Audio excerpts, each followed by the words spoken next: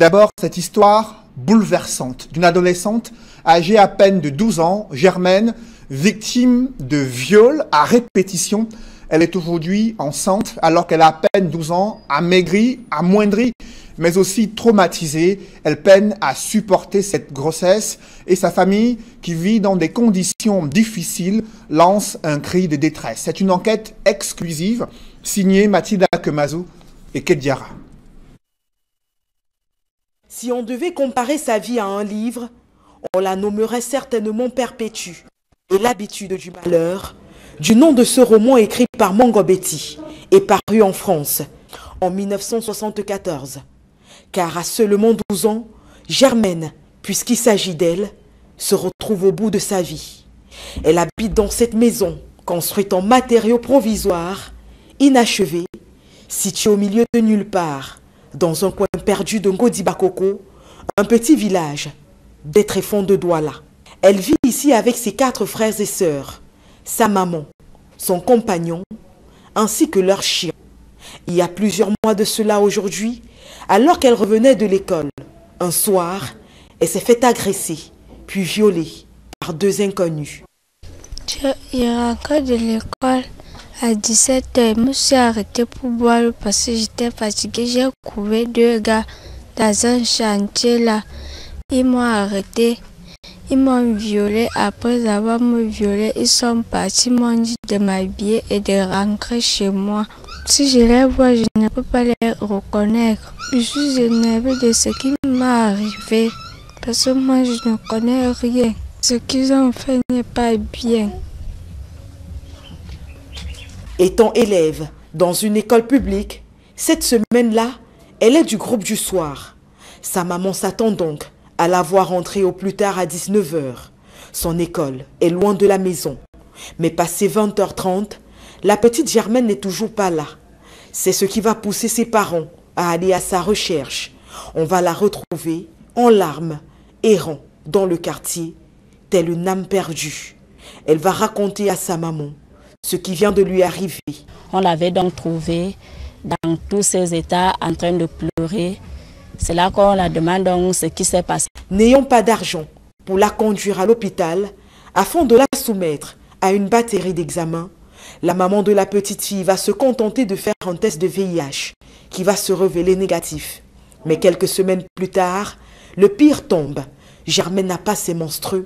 La petite fille est enceinte. Abattue, mais désœuvrée, sa maman ne sait quoi faire. D'ailleurs, elle n'arrive même déjà pas à nourrir sa petite famille. Elle travaille comme ménagère chez une voisine pour un salaire mensuel de 15 000 francs CFA. Son compagnon, quant à lui, chauffeur de profession, est au chômage. On vit avec un homme dans la maison, mais pour le moment, il ne fait absolument rien, puisque sa situation ne lui permet pas. Il est chauffeur, mais il ne parvient pas à trouver un travail, ni même un taxi pour dire qu'il peut travailler avec. Donc jusqu'à présent, je n'ai pas encore acheté quoi que ce soit à elle. Donc elle est encore comme ça. Puisque moi-même là où je suis là, je n'ai rien. Je me débrouille, je fais une ménagère comme on paye 15 000. Et c'est ça qui nous parvient peut-être à acheter le savon ou bien le pétrole pour mettre dans la lampe, puisque nous sommes dans le noir, on n'a pas de lumière. Elle va traîner sa peine, tel un fardeau, exposant son problème à toute oreille attentive, jusqu'au jour où on lui parlera d'une association dénommée Les Enfants de Monique, les Fous de Cœur, créée par quelques Camerounais de la diaspora après le scandale de l'affaire Monique Kouma Tekel. Elle leur explique ses tribulations et touchée par son histoire pathétique, l'association va mettre à sa disposition ce qu'on appelle le plan Monique. Donc ils nous viennent en aide pour le cas de l'hôpital. Elle part à l'hôpital, elle suit tous ses visites prénatales gratuitement sans que je ne donne 5 francs. Même le transport, c'est eux qui s'en occupent. Pour suivre la future maman dans sa grossesse, le docteur Vanessa Squatch, membre de l'association, va s'investir corps et âme dans l'affaire. Pour elle, la petite Germaine n'a pas conscience de sa grossesse. En plus du déni dans lequel elle se trouve, elle est brisée à jamais. Lorsqu'on a eu à l'interroger plusieurs fois, elle ne veut même pas d'abord de cet enfant. Elle refuse d'admettre, elle fait un déni complet de sa grossesse. Elle ne parle pas de cet enfant, elle ne parle même pas de la réaction que l'enfant dans son ventre. Germaine ne comprend même rien. Elle n'est même pas avec nous. C'est vrai que plusieurs fois, elle a eu des idées de suicide qu'elle n'a pas donné à ses parents. Mais c'est à nous, au corps, où au moment elle nous a dit je veux mourir. Je ne veux pas de cet enfant. Je n'ai pas demandé à être enceinte. Au-delà du choc émotionnel provoqué par le viol et la grossesse, c'est une enfant amaigrie, mal nourrie, dont le corps ne peut supporter un accouchement par voie normale. Germaine est dénutrie, elle est malnutrie et elle est, on peut dire, elle fait une malnutrition sévère. Donc, vu 16 ans de dénutrition, déni de grossesse, son âge même, son bassin, elle ne pourra pas accoucher par voie basse. Donc nous sommes obligés de faire une césarienne.